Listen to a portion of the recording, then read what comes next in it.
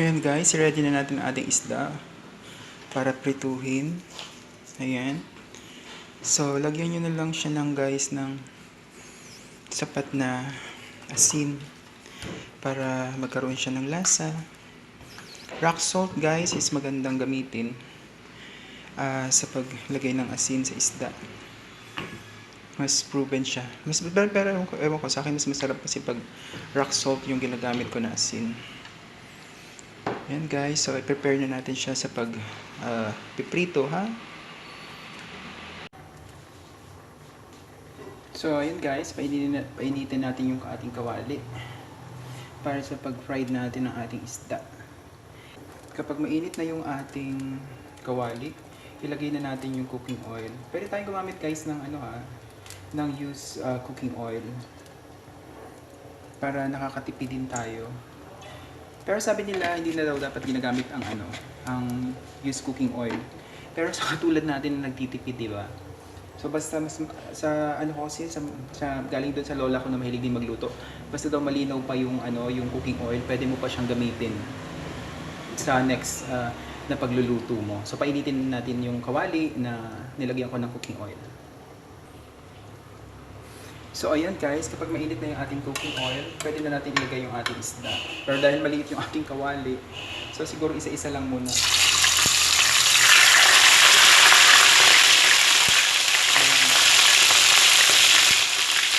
So mag-ingat na lang guys kasi tumatalbog yung ating minsan.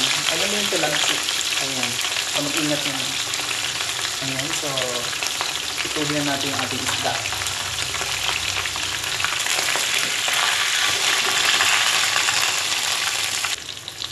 So kapag okay na siya guys, pwede nyo na siyang hanguin. Kasi anyway, lulutuin pa rin naman natin siya ulit mamaya.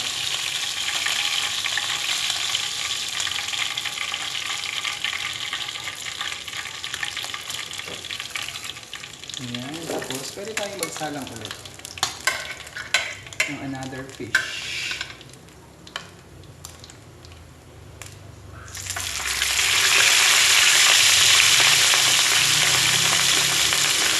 So, ganun ulit mamaya, hintay natin siyang haluto, tapos pa natin siya babalik pa rin. So, ayan guys, habang hinihintay natin na maluto yung ating pritong isda, i-prepare na natin yung ating itlog. Ito yung parang toppings natin. Oops. Parang toppings natin na gagawin mamaya sa ating niluluto. So, babatihin lang natin siya guys. Babatiin lang naman natin ito. So mamaya malalaman nyo kung ano yung niluluto natin. Actually, yun nasa title pa lang, no? Ayan, ganun lang guys, babatiin lang natin ito. Para mamaya ilalagay na lang natin siya sa ating niluluto. Ayan, madali lang itong i-prepare guys. Itong aking recipe for this afternoon. Ayan, sana magustuhan ng mga kasama ko. Ayan, ready na yan. So mamaya, gagamitin natin siya. Ayan, almost na tayo guys. Almost done na tayo. So ngayon naman, ang lulutuin natin na is yung ating gulay. So gigisahin lang natin yung ating gulay guys. Ayan, so ang main ingredients natin is yung niluto ko kanina na isda. So this time, pwede na kayong gumamit syempre na new cooking oil, no? So painitin lang natin ng konti yung ating kawali. Tapos kapag mainit na siya, pwede natin ilagay yung ating cooking oil.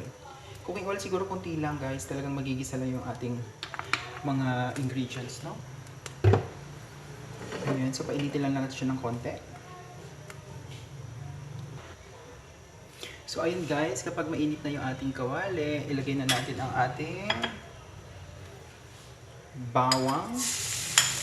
Yung bawang natin is hintay natin mag golden brown. Pinaparami ko pa nga yung cooking oil, oh. Ayan, siguro sunod na natin yung ating sibuyas para halos sabay silang maluluto. Ayan, yung bawang natin is very good to skin. Ganun din yung ating sibuyas, no? Yung ating onion. So, para hindi siya ma-overcook, isabay na natin yung ating luya. Ito yung luya. So, mince lang yung pakahiwa ng ating luya. So, ako mahilig akong maglagay guys ng luya sa niluluto ko. Kasi yung luya is very good siya guys sa liver. Nakakatulong siya sa liver natin. Sa India mahilig silang maglagay ng turmeric ng luya. So maganda kasi yung luya guys. Ayan, nabanggit ko na sa liver natin. Halimbawa kung yung liver natin is namamaga, pwede niyang mapahupa kasi anti-inflammatory din ang luya. Kaya siguro dun sa mga una kong luto, no, kung mapapansin nyo, lagi ako naglalagay ng luya. So ayan, kapag nakita na natin na medyo golden brown na yung ating sibuyas, bawang at luya, pwede na natin isunod ang ating kamatis. Ito ang ating kamatis.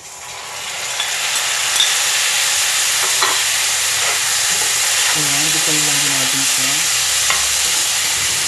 Mahilig ako guys na mahilig ako magluto ng ginisa.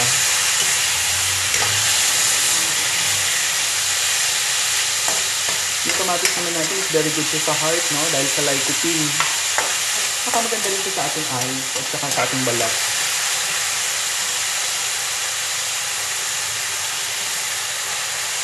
Hintay lang natin maluto ng kaonte yung ating kamatis. Ayan. Diba? Lumalabas na yung patas ng kamatis. Tapos susunod natin guys yung ating black beans. Tinanggal ko yung tubig ng black beans kasi baka mapaalat. Baka umalat yung aking luto. Hindi ko matangkya yung lasa.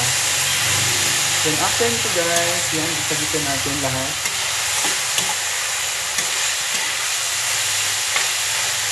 Ilagay na natin ang ating isang basong tubig. So, depende na sa inyo guys kung gaano kadaming sabaw yung ilalagay nyo, no? Depende siyempre sa dami ng kasama nyo sa bahay. Kung mahilig silang, alam nyo yun, kumain ng merong may sabaw-sabaw. Not necessary talagang sabaw-sabaw, no?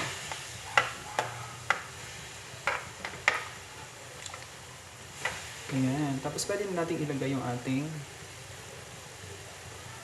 bilang pampalasa, yung ating oyster sauce. Oyster sauce, maganda rin to kasi. Masarap din siya sa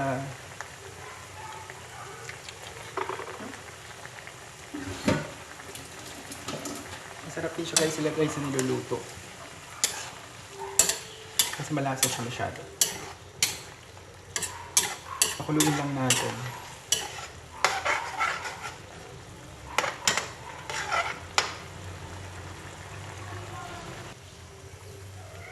Pwede nyo na rin guys ilagay sa lahat yung isang sachet ng oyster sauce, no? Ako nag-add ako ng dinagdagan ko ng kaunting tubig.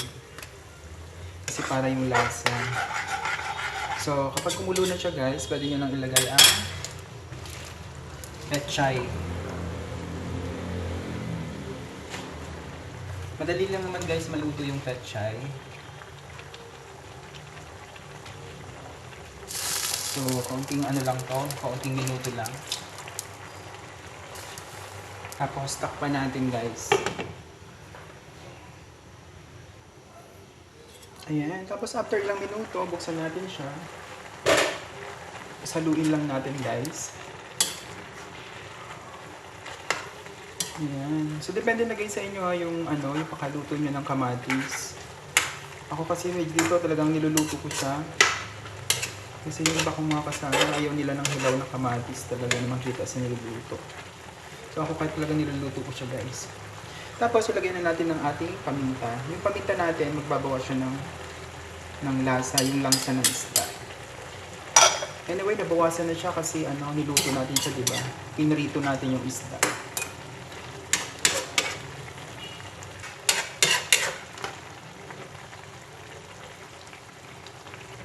Pwede nyo siyang tikman ulit kung okay na sa inyo ang lasa.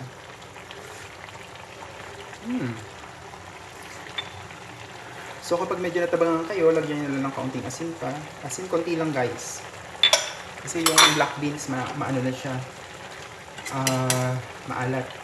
Tapos after nito guys, ayan, ilagay na natin ang ating binating itlog. So yung binating itlog natin, dapat talaga sumama siya sa niluluto natin.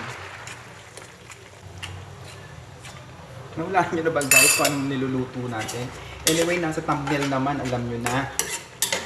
Ayan, ganito lang guys kasimple yung ating luto.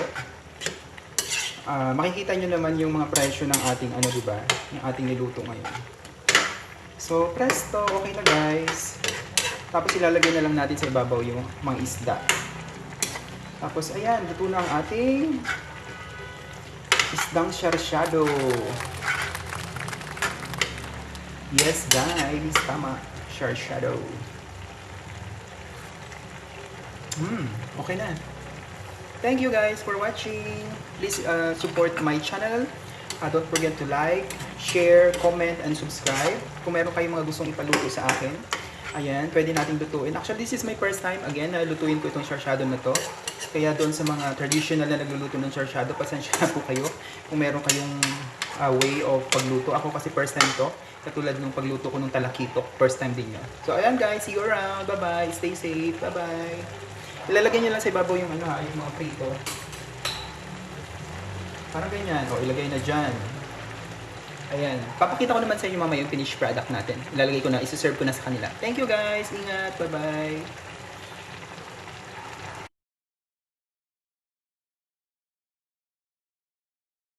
Masarap. Sige. Black beans, naging distinct yung lasa niya. Naalala ko yung kabuhayan namin sa probinsya. Nandiyan na naman sa kabuhayan ba yan? Ayan. Sige, enjoy your eating guys. Sarap. Thank you for Kung na lagi ang magluto.